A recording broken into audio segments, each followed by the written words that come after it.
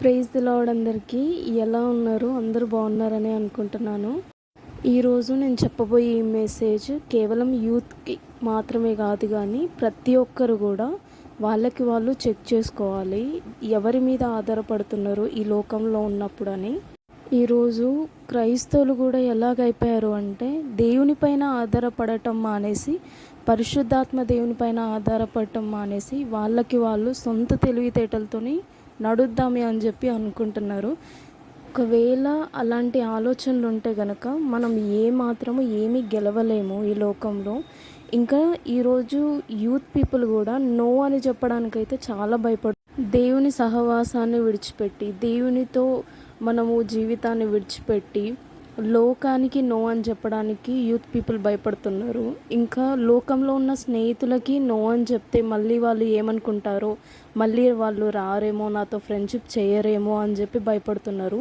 దేవుని పిల్లలము అని చెప్పుకోవడానికి కూడా ఈరోజు చాలామంది వెనకడుగు వేస్తున్నారు. ఎందుకంటే నేను ఒక క్రైస్తవుని అని చెప్పుకుంటే నన్ను ఎవరు ప్రేమించరేమో, నన్ను చూసి అందరు నవ్వుతారేమో, నాతో ఎవరు మాట్లాడరేమో, లేదంటే నన్ను హేళన చేస్తారేమో అని చెప్పి వాళ్ళు లోపలనే ఇలా ఫీల్ అవుతూ ఎవరికి ఏమీ చెప్పుకోకుండా, నో అని చెప్పకుండా, చాలా ఇబ్బంది పడుతూ, ప్రేయర్ లైఫ్ కూడా లేకుండా వాళ్ళు చాలా ఇబ్బంది పడిపోతూ ఉన్నారు ఈరోజు యూత్ పీపుల్. కాబట్టి దేవునిపైన ఆధారపడటం వల్ల మనము ఏదైనా ధైర్యంగా చెప్పగలుగుతాం అన్నమాట.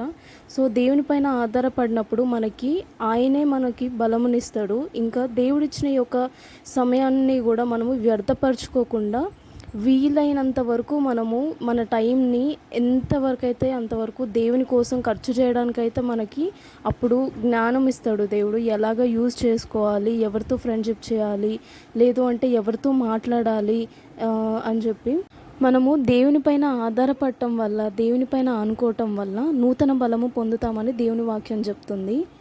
మనము దేవునిపైన ఆధారపడినప్పుడు సమయం ఎంత విలువైందో మనకు అర్థమవుతుంది.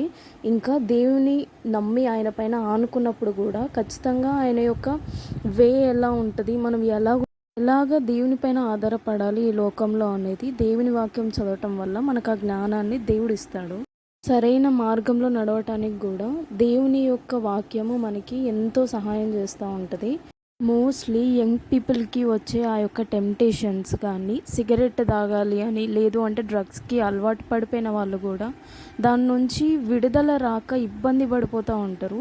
సో దేవుని పట్టుకోవడం వల్ల మనకి దేవుడే ఆ శక్తిని, కావాల్సిన బలాన్ని, ఇంకా దాని నుంచి విడుదలని, ఇంకా మనశ్శాంతిని కూడా దేవుడు ఇస్తాడు.